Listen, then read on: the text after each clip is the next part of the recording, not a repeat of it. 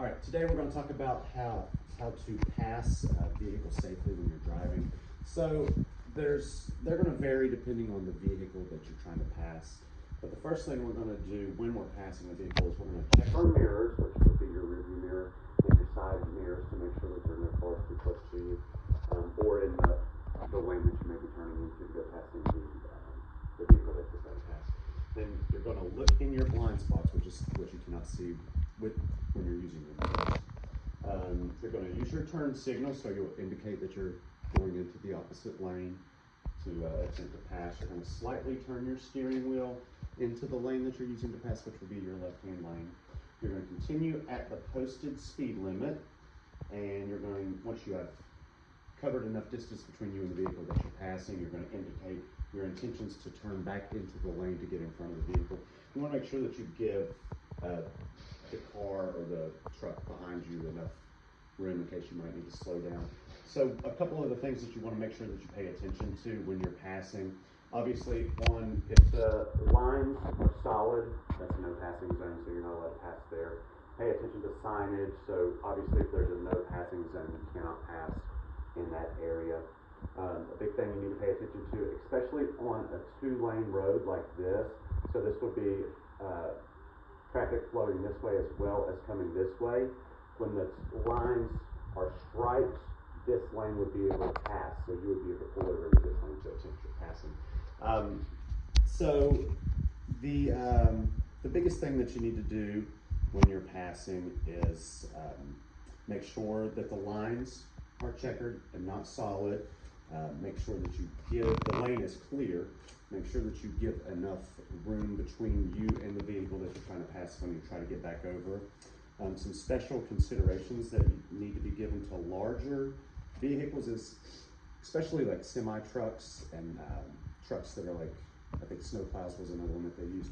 You have to give them extra room because it takes them a longer time to accelerate, but also decelerate. So if something happens and you cut them off and you don't leave enough room for them, and something happens where you have to come to a stop, they have to come to a stop. If there's not enough room there, there's a high chance of getting rear-ended. So you want to make sure that you give extra time there. A big thing, especially like the sign here that says they take wide turns. So if you're trying to pass, especially on the right-hand side, which you're not supposed to do, they won't be able to see you if they're making a turn, so you would have a potential accident there. If you cannot see a larger vehicle's mirrors, if they can't see you, so you have to make sure that you can see the driver's face, because if you can't see their face in the mirrors, the driver's not able to see you. Always use the left lane when passing, signal your intentions to pass, and maintain the posted speed limit. How do you recognize the additional space required for large vehicles? So larger vehicles, like I said, they require larger spaces to decelerate. That's what smaller vehicles would do. So once you've completed the process of passing the larger vehicle, make sure that you have enough space between you and the vehicle, then indicate that you're turning right or pulling back in front of them. So the no zones for larger vehicles, especially on the right side of the truck, it extends 2 to 3 lanes on the right-hand side. And I said this earlier, if you can't see the driver's face in the mirror, they can't see you. And driving too close behind a truck is also a no zone. So I think it's a lot of them you'll see like on the back of larger trucks, it'll say like stay back 200 feet. Some of them are 100 feet, especially gravel trucks. I see there's a lot on the back there, on the back of their trucks. Then we got identify what to do when beginning the process of passing, which is what we've done here. You're going to check your mirrors,